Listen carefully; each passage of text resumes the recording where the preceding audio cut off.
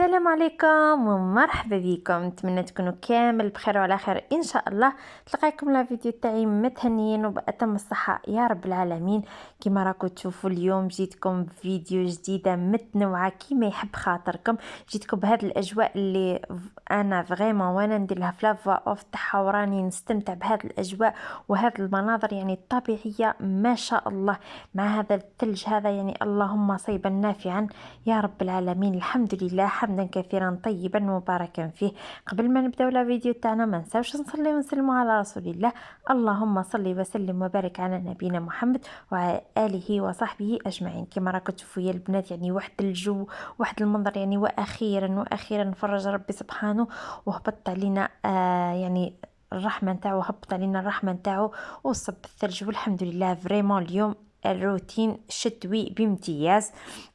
كيما راكم تشوفوا جبت لكم فيديو متنوعه درت لكم فيها وصفه الشوفلور، تجيكم واحد البنه راكم راح تعتمدوها باذن الله وما كوش راح تستغناو عليها. تابعوا معايا لا فيديو حتى الاخير ان شاء الله يا ربي تعجبكم. واذا عجبتكم ما تنساوش وما تبخلوش عليا باللايك هذيك، روحوا درك عبزوا على اللايك هذيك وزيدوا لي ان بتي كومونتير تشجعوني به، وانا كل مره راح نطلع لكم فيديوهات ان شاء الله كيما يحب الخاطر. كيما راكم تشوفوا كان عندي راس تاع بروكلو ولا شوفلور، يعني كل واحد كيفاش يقولوا، احنا في منطقه الشرق نقولوا بروكلو وفي المناطق كامل يقولوا له شوفلور. كيما راكم تشوفوا كنت غسلته قطعته وغسلته وحطيته غليته في الماء مع شويه تاع الملح. كيما راكم تشوفوا خليته يغلي وجيت من جهه اخرى درت كوكوط فيها شويه زيت شويه سمن، درت طراف تاع الدجاج كيما انت كيما تحبي ديريه باللحم كيما ديريه بالدجاج كيما حبيتي. الاول قليته مليح بالزيت والسمن ومن بعد ضفتو البصله والثوم ولي زيبيس كامل.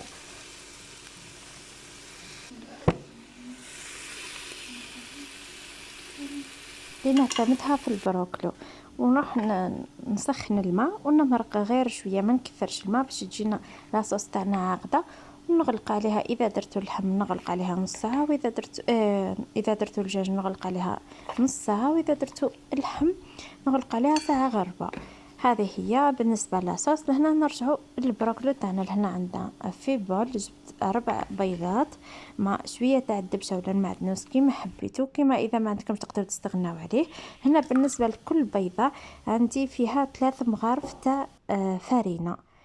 هذه هي كيما راكم تشوفوا قلت لكم. هنا بالنسبه للعظام ولا البيض يعني كل واحده كيفاه تقولوا، يعني كل منطقه باش تميز. هنا نعرفوا باللي راهو غلا يعني الله المستعان. يعني نتمناو يعني برك يرجع السعر تاعو في متناول الجميع.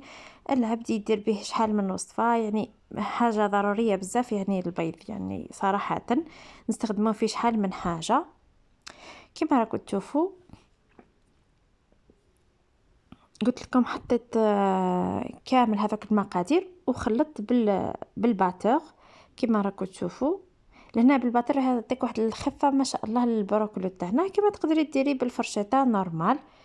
لهنايا كل واحده كيفاش تحب دير البروكلي تاعها. لهنايا بعد ما غليت البروكلي تاعي كامل حطيته. لهنايا للامانه يا البنات انا ما نحبش نديرو دي بوكي كيما راكم تشوفوا تهزوه هكاك تحطوه كيما راهو تقليوه. انا حبيت انا ديما نعتمد اني نعاود نلبزو بالفرشيطه ونحطو كامل ونحطو بالمغرف كيما هكا ونقليه. هنا جيت باش نعطيلكم المقطع كيفاه قليته كامل تحذف لي يعني عذرا. هنا راكم تشوفوا بعد ما طاب معايا شوفوا الدجاج ما شاء الله حميم رجاي شهي. مام البروكلو ثاني يجي بنين يعني الله يبارك. ولاصوص تاعو حطيتها من الفوق كما كتشوفوا. ستفت هذاك البروكلو كامل في الصحن تاعي وحطيت الدجاج من الوسط وحطيت فوق لاصوص. كما تقدري ثاني تحطي البروكلو كامل في لاصوص تخليه مليح يتشرب، يعني بالنسبه يعني كل واحد والذوق تاعو. وتحبدي تحطيه. لهنا انا فضلت هكا باش جاني بزاف بنين. والرشه تاع والعصره تاع القارص اللي راح تعطينا بزاف بنا البروكلو. كنت رافقت مع هذا الرخسيس ولا كسر الرخسيس هذه تهبل ما شاء الله. رخسيس المبسس يعني ما شاء الله، يعني واحد الكسرة يعني ربي يبارك. كنت رافقتها مع البروكلو تاعي. وهذه هي هذا هو الغداء تاعي تاع نهار اليوم ان شاء الله يا ربي شاهدكم في الجنة. اذا تحبوا الوصفه تاع الرخصيص خليو لي في لي كومونتير وانا نبارطاجي معاكم. هذا هو بالنسبه للوصفه تاع نهار اليوم. جهدتكم ولات في الجنه، جات بزاف بنينه، ان شاء الله تجربوها وخليو لي تطبيقاتكم. لهنايا رجعت لكم مع المقطع الثاني ولا الفقرة الثانية اللي هي تنظيم ومشتريات يعني خفيفة مش بزاف، مي نعطيكم يعني هذوك المنظمات بزاف راح يساعدوكم في المطبخ تاعكم. هنا كما راكم تشوفوا انا استعملت هذا السليلات هذو يعني بزاف راح يعاونوكم. كسوا تحبوا تحطوهم في الفريجيدار ولا تحبوا تحطوهم في لي بلاكار، ولا اللي ما عندهمش لي بلاكار تحطوهم ثاني في القجور. هذوك يعني راح يعاونوكم بالبزاف. هنا كما راكم تشوفوا نعدلكم هنا حطيت شريط لي فرomاج. هنا شريت هذه الانواع هذو اول مره يعني راح نسيهم، سورتو هذا الغوج هذا تاع البيتزا قلت نسيه واذا عجبني راح نبارطاجي معاكم. انا هنايا كما راكم تشوفوا درت فرماج هذاك تاع الغودا بزاف بنين، سورتو في لي غراتان ولا البيتزا بزاف هايل يعني غودا معروف. وبالنسبه لهذاك الاحمر قلت لكم نسيه ونبارطاجي معكم. هنا حطيت هذوك الفرomاج ثاني فراش هذاك والطون. هنا حاولت نحطهم في السله هذه كيما راهم ونحطهم في الفريجيدار. هنا حاولت ننظم ونبارطاجي مع خيات، يعني كل حاجه شفتها تفيدني راح نبارطاجيها معكم. كيما هذا الثاني المنظمات بزاف هايلين وبزاف ساعدوني يعني في المطبخ تاعي وخلاوني يعني ديما هذا سورتو هذا الرافي تايما هذو تاع الحبوب وهذو كامل يعني خلاو يسهلوا عليا الخدمه. يعني يكونوا مرتبين بلا وسورتو هذو الشفافين، يعني بلا ما تبقاي تحوسي جست تشوفي تعرفي باللي فوالا هذيك فيها العدس الاحمر ولا فيها اللوبيا ولا فيها الحمص. كما راكم تشوفوا لهنايا بقى لي شويه من العدس الاحمر، وليت شريت عدس احمر ونحطو نعتمدوا بزاف لي سوب بزاف يعني فيه لي فيتامين سورتو لولادكم. يعني ننصحكم ديروا يعني وين ديروا سوب تحطوا اموا فنجان صغير من هذا العدس الاحمر، يعني فيه بزاف فيتامينات. ما تقدروا حتى ديروه وحده، ديروه عدس احمر وتاكلوه يجيكم بزاف بنين. كيما هنايا ثاني كانت خلصت لي اللوبيا. هنا سورتو لي بواط هذا كيما هذا الحجم شويه المتوسط، هذاك الحجم الصغير وهذا الحجم المتوسط، يعني يرفد لي كيلو تاع لوبيا.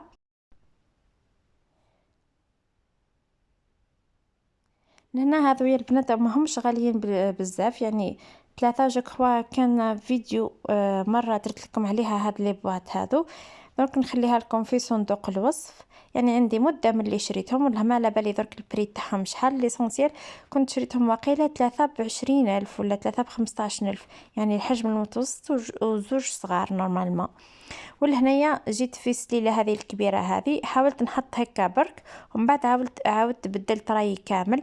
بس كان عندي هذوك القجوره، كل قجر خصصته لحاجه. قجر خصصته للحبوب، قجر خصصته الحوايج تاع الكاطو، وقجر خصصته لي بات كيما راكم تشوفوا. كانش مره باذن الله اذا حبيتوا نبارطاجي معاكم كيفاش ننظم يعني القجوره تاعي وكيفاش نحط فيهم رافي تايما. لهنا هذا هما الحوايج اللي كنت شريتهم، يعني خفاف ما شريتش قضيه بالبزاف يعني واش كان خاصني. راكم تعرفوا البنات شاك فوا العبد يشري مش محتم يعني يشري مره واحده ومن بعد يولي يقعد كل مره نشريو حاجه يعني اللي خصتنا. وهنا جيت للخضره ثاني كنت شريت شويه خضره كانت خاصتني وراح درت هذا التدبيره هذه يعني بزاف تفيدكم. من هنا في سليلات هذا المنظمات اللي يدخلوا للثلاجه، حطيت بابي ابسوربون هذا ولا بابي سويتو. لهنايا كنت شريت هذا الفلفل تاع لي كولار عجبني بزاف وكان البري تاعو يعني موافق جو كوا 15,000 ولا 12 عجبني. وليت شريت ان شاء الله نبارطاجي معكم وصفات نديروها بهذا الفلفل هذا تاع الالوان. لهنا بالنسبه للخضره كامل يا البنات، لهنايا هذا السليلات هذو تحطوا تحتهم البابي ابسوربون بهذيك ليميديتي كامل يشربها هذاك البابي وما تفسدلكمش، يعني طول معاكم الخضره تاعكم وهي تبقى جديده. بالنسبه ثاني هذوك لي ساشي تاع لا كونجيلاسيون، هنايا هذاك الباكي ماهوش غالي بزاف 4000 ولا 5000 تي شريتي باكي، ويعني راح يستحفظ لك بالخضره تاعك وراح يعني تحكم لك وقت ولا مده طويله. سورتو يا البنات، هاد التدابير هذو يعني يفيدوا بزاف. الكل يعني وحده في المطبخ راح يفيدوها بزاف. انا وحده من الناس كي نتفرج على لي فيديو في اليوتيوب نحب هذا التدابير، نحب هذا الافكار، يعني راح يساعدوني بزاف في المطبخ. لهنا بالنسبه للخضره يعني انها بالنسبه للحاجه اللي نعتمدها اني ما نشريش الخضره بزاف، نشري بار اكزومبل تاع السمانه باه يعني ما تقدامش معنا وباه نتيليزيها، وكل مره نجيب حاجه جديده. ولهنايا في من جهه اخرى ثاني في السله واحده اخرى كنت درت ثاني هذا البابي سويتو، حطيت الطماطم وفلفل. هنا بالنسبه للخضره اللي يعني اللي شريتها كنت شريت طماطم وفلفل وبيتخاف وزروديه وجريوات وبصل. هنا كانت بقات لي شويه تاع بطاطا ما شريتش، لأن نحاول نمسحهم مليح باه كي يكون فيهم شويه الماء هذاك ما يبقاش يعني هذاك الماء وتخسر لي كامل الخضره تاعي.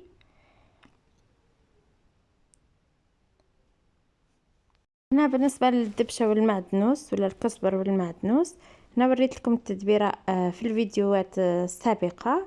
هنا اللي تحب ترجع للفيديو تشوفوا، راح نخليه لها في صندوق الوصف. كما ثاني كان هذوك المنظمات ثاني ولا لي بواط اللي يحتفظوا بهم في الثلاجه تاع المعدنوس والكزبر. هنا اللي عندها ولا اللي تستعملهم تخلي لي في لي كومونتير اسكو يعني ملاح ولا لا حابه نشريهم. وهذا الكرم والزروديه نفس الشيء نحطهم في لي ساشي ونحطهم في الباك هذاك اللي تحت تاع الفريجيدار. بالنسبه للفيديو تاعنا هذا هو تاع نهار اليوم، ان شاء الله يا ربي كان خفيف ظريف عليكم وكم ثاني انا خفيفه ظريف عليكم. اذا عجبتكم الفيديو تاع اليوم ما تبخلوش عليا باللايك يا البنات والكومونتير، واللي شاف الفيديو تاعي لاول مره ما ينساش نقولوا يا بوني فعل زر الجرس ليصلكم كل ما هو جديد. الى الملتقى ان شاء الله في فيديو اخر. دمتم في رعايه الله وحفظه، مع السلامه.